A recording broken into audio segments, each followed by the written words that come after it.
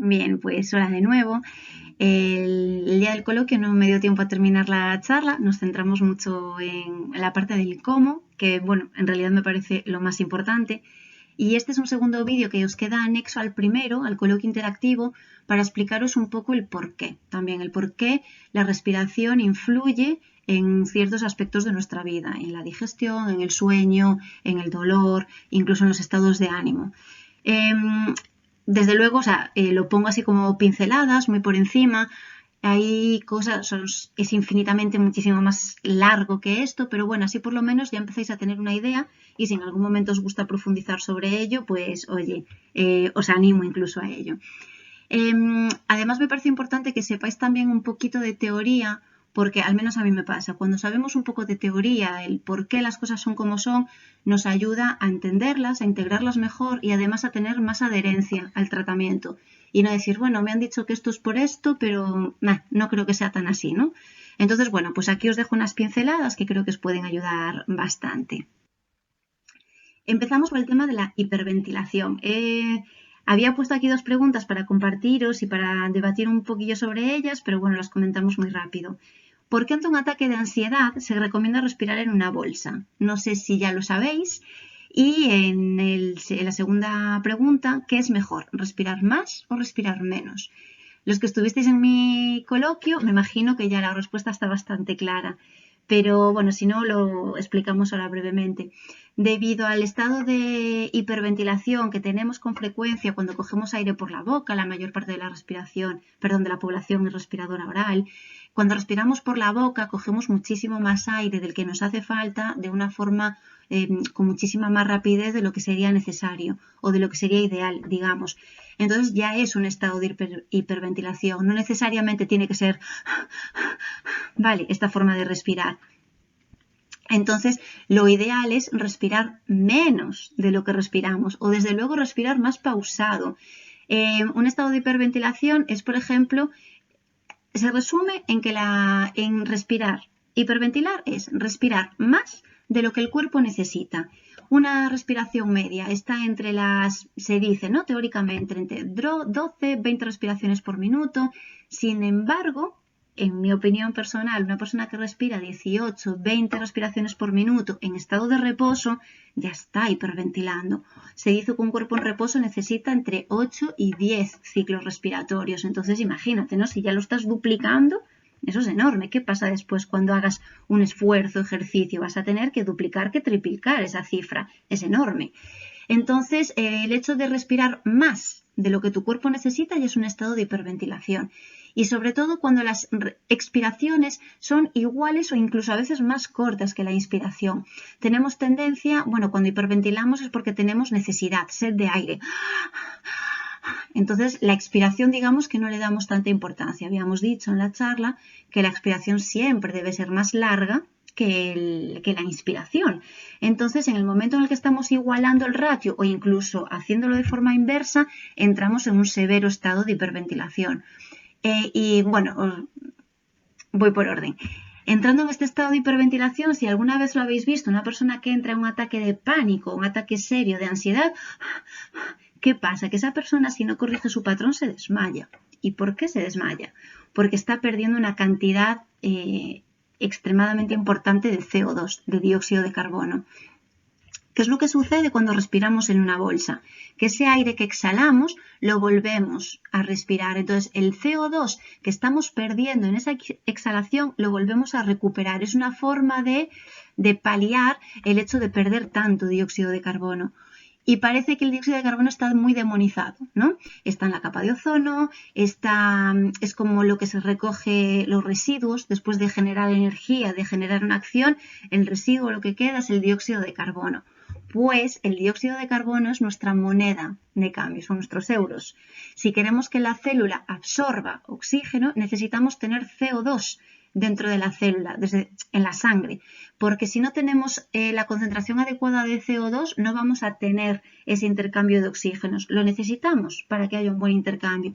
Y entonces, si a través de cada exhalación estamos expulsa, expulsa, expulsa, lo que pasa es que el cuerpo manda una orden a los centros centrales, en el tronco del encéfalo, y le dice, estás perdiendo demasiado dióxido de carbono, por mucho oxígeno que hagas entrar, no vas a poder intercambiarlo, por lo tanto va a ser, en cierto modo, inútil. ¿Qué pasa cuando enviamos esa orden a los centros superiores? La persona se desmaya, restablece su respiración en un estado de inconsciencia y a partir de ahí, cuando ya recupera un estado de respiración normal y ya puede equilibrar ese estado de inspiración y expiración y ese intercambio normal de gases, ahí es cuando recobra la conciencia ya con un patrón muchísimo más calmado. Entonces, bueno, tener esto en mente me parece importante, ¿vale? El dióxido de carbono no es nuestro enemigo. De hecho, nosotros cuando tenemos que respirar esta sed de aire, después de sensación de ahogo o después de hacer un poquito de apnea, estas ganas que tenemos de respirar no es porque nos falte oxígeno, ¿vale? Si fuese por falta de oxígeno, nosotros podríamos respirar cada 4 minutos. ¡Wow! Lo que nos hace respirar es la concentración de CO2. De hecho, es algo que le pasa mucho a la gente asmática. Suelen ser, en muchos casos, respiradores orales, en otros casos, gente que hiperventila. Tiene una tolerancia al CO2 extremadamente baja y tienen esa necesidad de inspirar constantemente. Y algo que se puede hacer, que bueno, os lo comento en la siguiente diapositiva, la baja tolerancia al CO2 en sangre, eso se puede entrenar, ¿vale? Para poquito no es agradable, no es fácil, no es inmediato, pero da muy buenos resultados. Y nada, y aquí os pongo a la izquierda algunos de los síntomas que se pueden tener cuando se tiene una baja tolerancia al CO2, cuando se entra en un estado de hiperventilación. Pasa muchas veces, bueno, fatiga, ahogo, lo que se estaba contando, y pasa muchas veces que es gente que vive un estado de irritabilidad, irascibilidad, que vive como ansiosa, muchas veces confusión, nieblina mental. Vale, hasta ahí puede afectarnos la hiperventilación y podemos ser hiperventiladores sin necesidad de respirar de esta forma, ¿vale? Que es lo más conocido. Aquí os dejo el test de Bolt, que nada, le echáis un vistazo si os interesa. Es un test para testar, para poneros a prueba, para saber en qué nivel estáis en cuanto a vuestra tolerancia al dióxido de carbono. Siguiendo, pues con el sistema nervioso autónomo, que me parece, wow, es como el director de orquesta de nuestro cuerpo, ¿vale? Me imagino que a lo largo del curso con Fénix lo vais viendo, entonces aquí os lo voy a mencionar súper por encima. El sistema nervioso autónomo es autónomo, actúa independientemente de nuestras acciones voluntarias, pero de forma voluntaria podemos incidir en él. De forma muy burda, muy coloquial, muy general, se divide en el sistema simpático y en el sistema parasimpático. El simpático, digamos que tiene como representante, como comercial, cortisol, ¿vale? Es la hormona muy mal llamada y muy demonizada últimamente, la hormona del estrés, ¿vale? No está mal, necesitamos absolutamente el cortisol para vivir, pero el problema es cuando tenemos cortisol con niveles de cortisol alto a lo largo de todo el día. Cuando nos levantamos por la mañana, normalmente debería corresponder con el pico más alto de cortisol porque es lo que nos ayuda a activarnos, a funcionar, a despertarnos por la mañana para todo el día, pero esos niveles tienen que ir bajando. Yo no puedo llegar a las 12 de la noche con el mismo pico de cortisol que tenía por la mañana. Algo no funciona ahí, ¿vale? Entonces, el sistema simpático es la activación, el movimiento, el estrés, muy frecuentemente representado la huida. Me está persiguiendo un león, tengo que huir, tengo que activarme.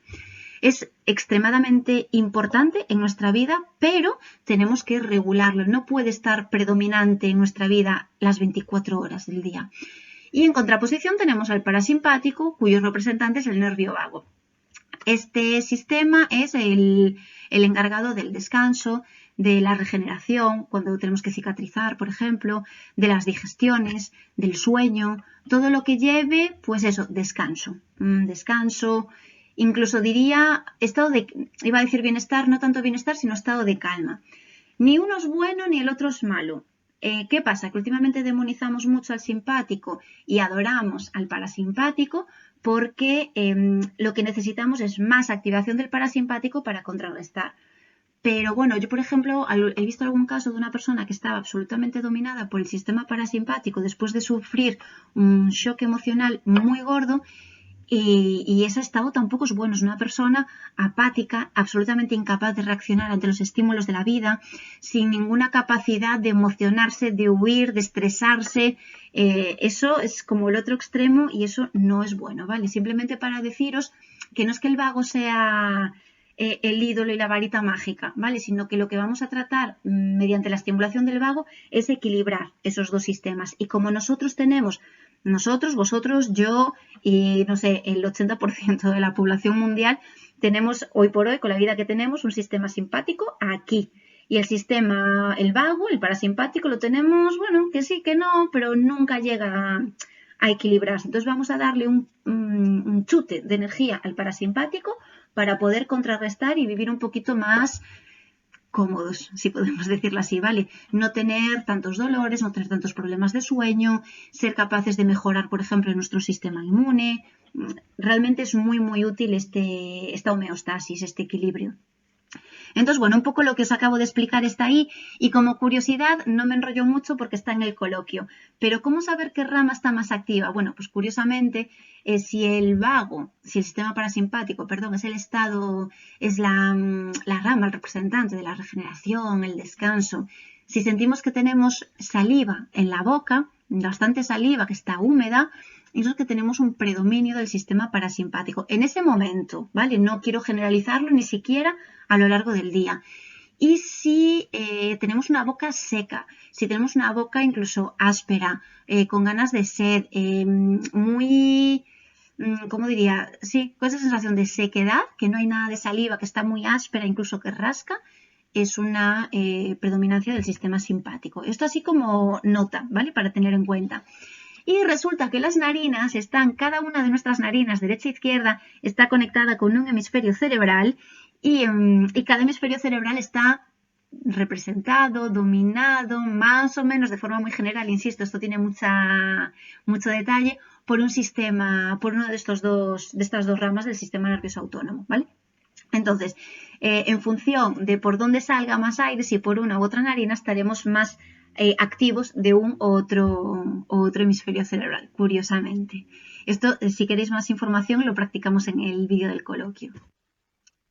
Bien, pues en esta diapositiva seguimos con el tema del sistema nervioso autónomo y hablamos de la variabilidad de la frecuencia cardíaca. Os menciono esto también de forma muy por encima porque me imagino que a lo largo del programa Fénix, si no es en el nivel 1, es después, vais a tocarlo, a mencionarlo, a hablar quizá un poquillo más profundo de lo que yo os puedo contar aquí.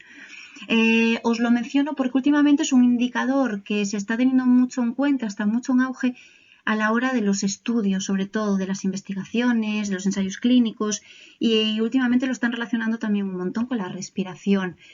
Es como un indicativo de estado de salud.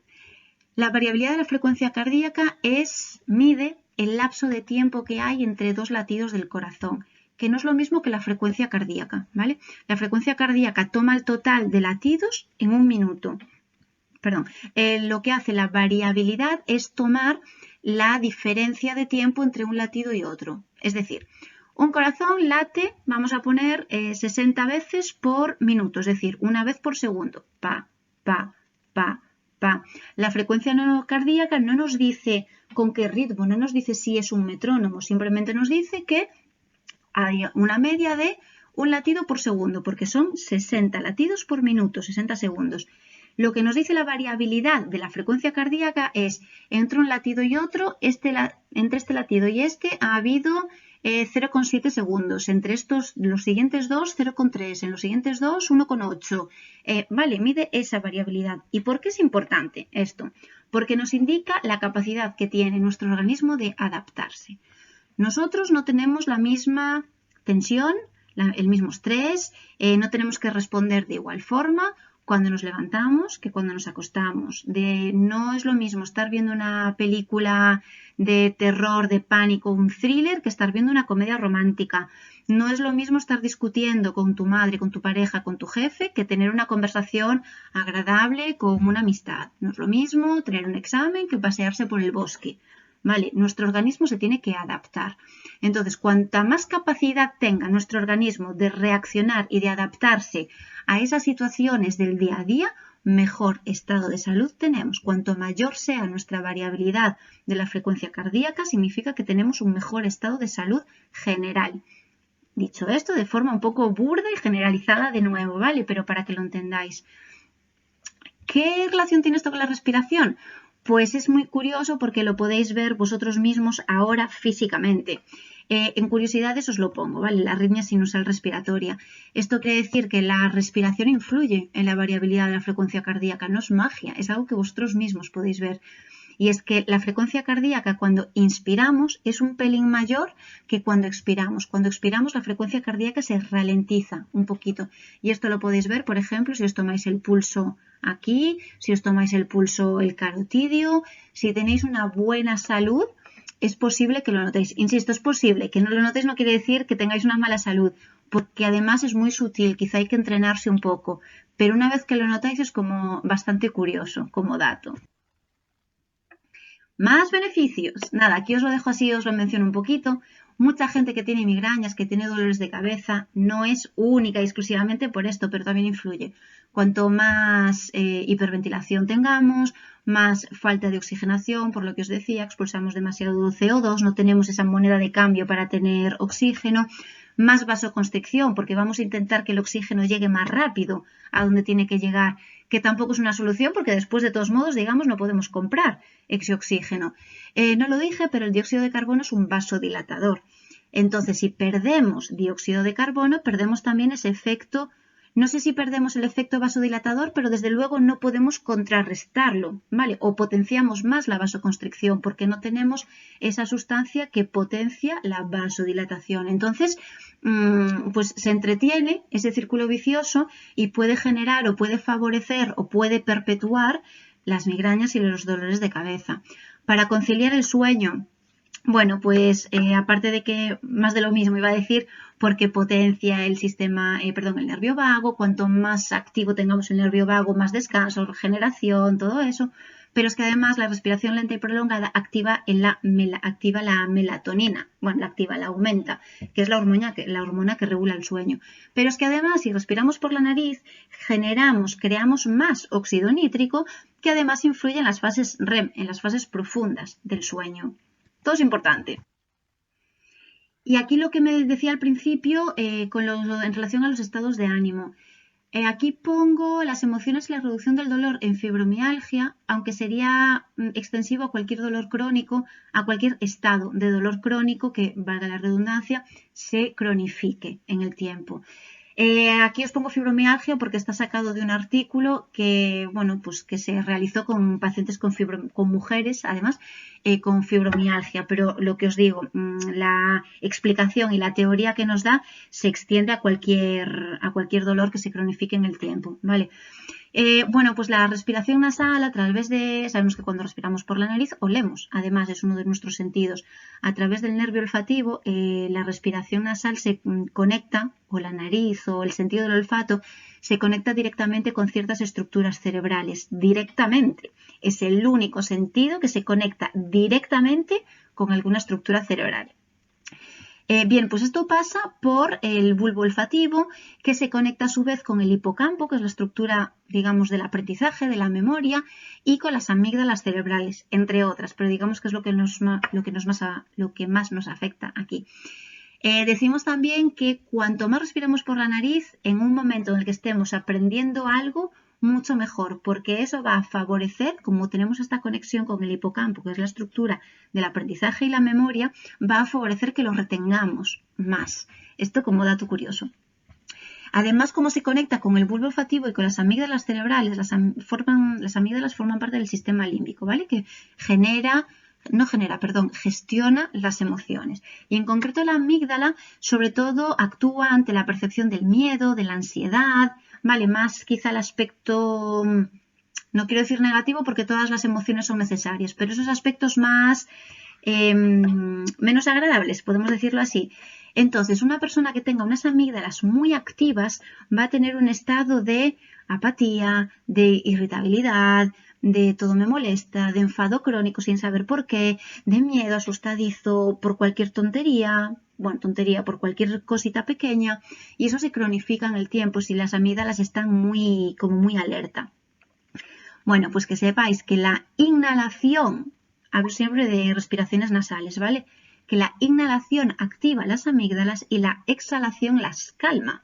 Entonces, esto se asocia a que las personas más ansiosas tienen tiempos de exhalación más cortos, que curiosamente se asocia también con un montón de trastornos asociados a la hiperventilación, a aquellos que son respiradores bucales, o sea, digamos que todo va en la misma línea. Toda aquella gente que tiene algún tipo de trastorno o alteración de la respiración, vemos que al final todo está conectado. Y además el bulbo olfativo inhibe la amígdala. Por lo tanto, se ha visto, insisto, en pacientes de fibromialgia, que la depresión se asocia a grandes amígdalas y a atrofia del bulbo olfativo. Cuando no somos capaces de inhibir o regular estas amígdalas, toman demasiada importancia y un papel demasiado predominante y por eso predominan tanto el catastrofismo, el miedo constante, el miedo, no el miedo a que venga un asesino, ¿vale? Que también, sino el miedo a si hago este movimiento me va a doler, es mejor que me quede quieta, es que si pruebo este ejercicio, es que si voy caminando 5 metros más allá de lo que estoy acostumbrada, ¿vale? Eso también forma parte del miedo. O en una relación, es que si le digo esto va a reaccionar así, es que es mejor que me calle, es que, ¿vale? O sea, engloba todos esos aspectos. Bien, para terminar, algunas técnicas de respiración. Lo más importante, lo fundamental, el pilar más importante es tener un buen patrón respiratorio, una buena técnica de respiración. Antes de meteros en las técnicas, antes de todo, os diría que os vieseis el primer coloquio y que, vamos, que lo tengáis memorizado de pe a pa, cómo respirar correctamente. Cuando ya respiréis correctamente, podéis pasar a las técnicas. Cada técnica tiene su utilidad, ¿vale? Están definidas o son como unos protocolos enfocados a una cierta patología, una cierta situación, a cierto contexto, no porque esté redactado para ese contexto, me explico, no porque la técnica 478 esté descrita para dormir, a ti te tiene que funcionar para dormir, ¿vale? Las técnicas se adaptan. Como todo, no porque esta técnica me valga para estirar un bíceps, a ti te tiene que resultar agradable y te tiene que funcionar, ¿vale? Hay que adaptarla. Entonces, si la técnica 478 para ti no funciona por lo que sea, pues tendrás que buscarte otra o tendrás que adaptar esa técnica, ¿vale? Entonces, no os obcequéis, no os obsesionéis, porque si por hacer una técnica la vais a hacer mal o la vais a hacer a disgusto, inconfortables, es que no merece la pena, os estáis cargando todos los beneficios, ¿vale? Las dos primeras técnicas que os voy a mostrar son las más, a mi parecer, las más asequibles, las más fáciles para alguien quizá que no controla todavía, que no es capaz de gestionar su respiración. Las dos últimas os las dejo ahí, os las menciono para que cuando vayáis más avanzados si queréis probarlas, pero no es una técnica que recomendaría a principiantes, ¿vale? Porque hay que tener ya un control más importante de las apneas, de regular las expiraciones. Entonces, bueno, vamos con lo básico y poquito a poco ya podremos ir creciendo. La primera es la 4-8, la respiración doble calma, o bueno, como le queráis llamar. Lo importante de esta técnica es la proporción, ¿vale? La inspiración en 4 y la expiración en 8. Siempre que veáis los números separados con 2 puntos, me refiero a la inspiración y después a la expiración. Vamos a inspirar en 4 y vamos a soltar en 8, ¿vale? Segundos. Entonces, esta técnica está descrita o se utiliza para activar el nervio vago mediante la expiración prolongada. Fijaos que a lo largo de toda la charla, tanto en el primer vídeo del coloquio como en este, se dice que la respiración lenta y prolongada es la que produce beneficios en esto, en lo otro y en lo tercero. Entonces, lenta y prolongada. Esta respiración activa el nervio vago. Y si conseguimos activar el nervio vago, ya conseguimos enormes beneficios, porque el nervio vago está en todas las salsas, ¿vale? Es el invitado a todas las fiestas. Entonces, para cualquier cosa que queramos mejorar, seguro que si potenciamos el nervio vago, ya vamos a conseguir muchas de esas cosas. Al menos, aunque no sea una técnica específica para el sueño, por ejemplo, si estimulamos o si potenciamos el nervio vago, ya va a tener un efecto sobre el sueño, ¿vale? Además, es una técnica que cuando se hace es instantánea. Yo diría incluso que a los primeros 30 segundos y si no al minuto ya se siente, digamos, la paz mental, la calma, ya se ve como un estado de, uff, vale, ya estoy bajando un poco pulsaciones. Entonces es una técnica que no necesitamos ni entrenarla con anterioridad, que oye, siempre que la queráis hacer, bienvenida es, ni necesitamos hacerla durante 15 minutos para que sea efectiva.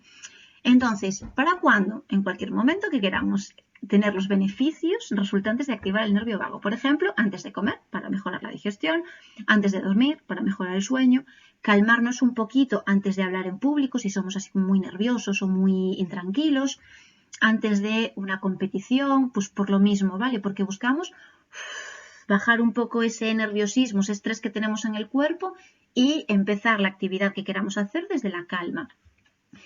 La adaptación, si 4-8 es demasiado, respirar en 4 y soltar en 8, podéis adaptarlo en los segundos que queráis. Podéis hacer, por ejemplo, un 2-4. Lo más importante es la proporción. Siempre, siempre la aspiración tiene que ser larga, prolongada y lenta y siempre tiene que ser el doble de la inspiración. Entonces, si hacemos 2 para ins, tenemos que hacer 4 para es, ¿vale? Si hacemos 3, tenemos que hacer 6. ¿Y por qué 4-8? 4-8 y 6-12 es lo que más se ha estudiado. Hasta lo que yo sé, pocos o ningún artículo he visto con mayores cifras de 6-12, simplemente porque no se han hecho, porque no se ha practicado esta respiración.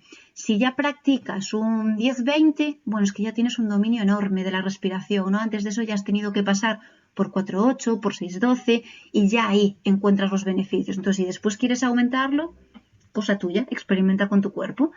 Pero digamos que 4-8 y 6-12, si queréis, si estáis ya en un estado un poco avanzado, es donde se han visto los mayores beneficios.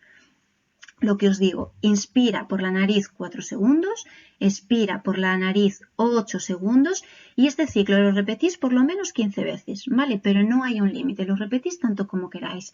Si os vais a dormir por la noche, lo repetís pues hasta que os quedéis dormidos, si queréis.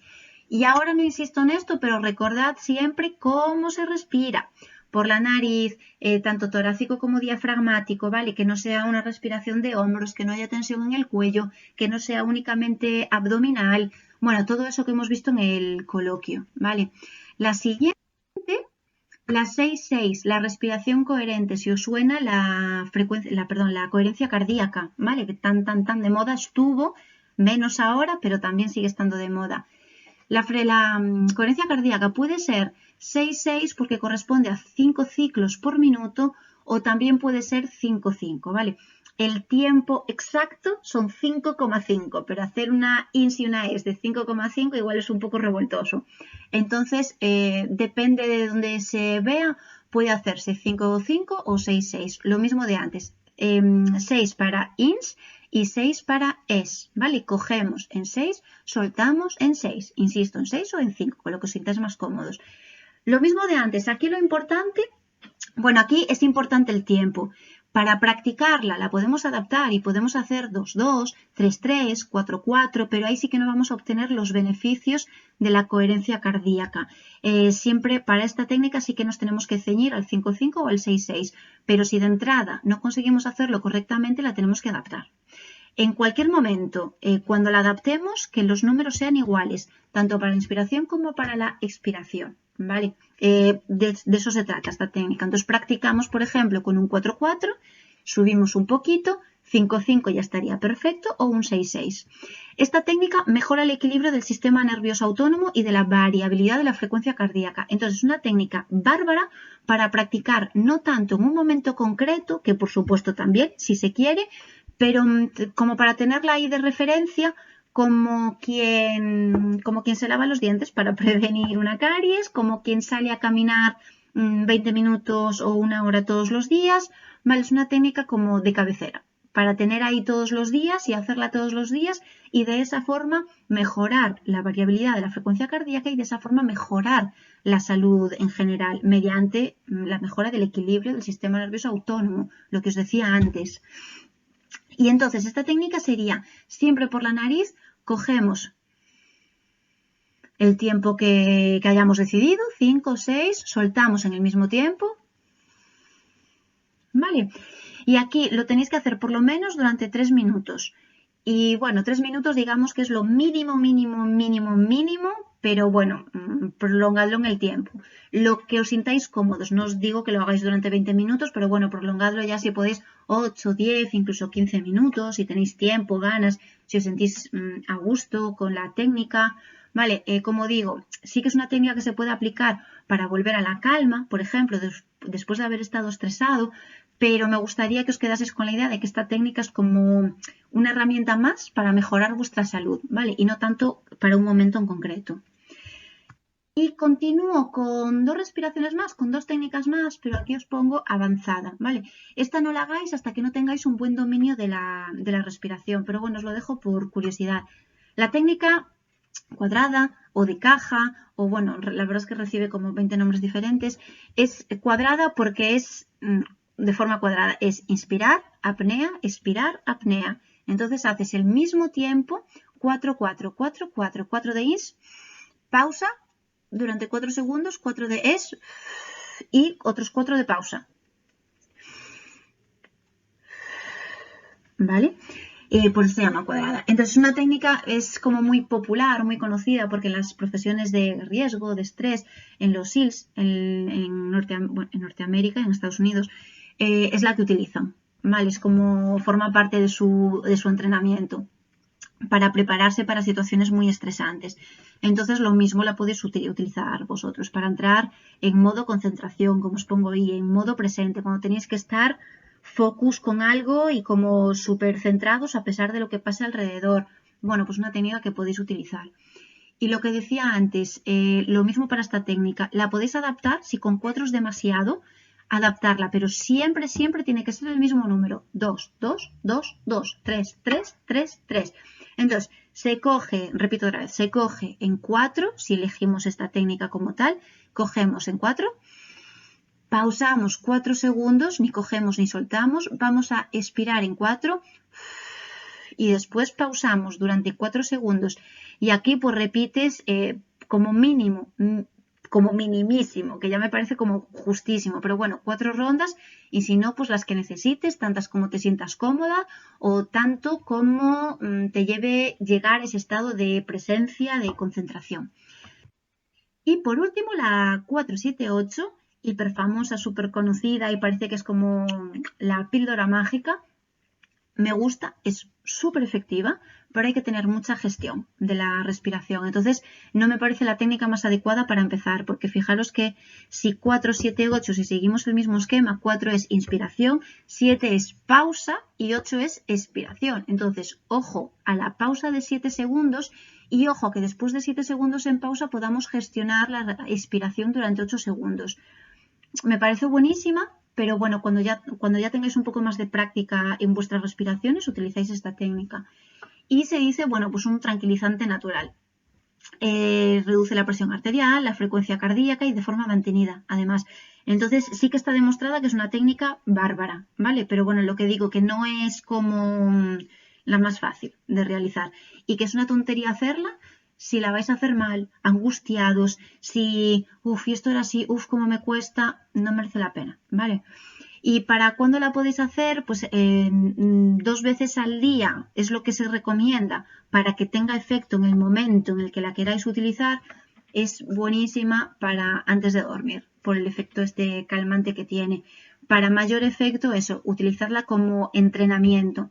Entonces, bueno, pues por la mañana, un ratito que tengáis a media mañana en el trabajo o en cualquier actividad, os paráis, la hacéis. Después de comer, por ejemplo, os paráis, la hacéis y así. Cuanto más entrenada la tengas y cuanto tu cuerpo más en contacto esté con este tipo de respiración, más útil será y más efectiva será también por la noche cuando te vayas a dormir.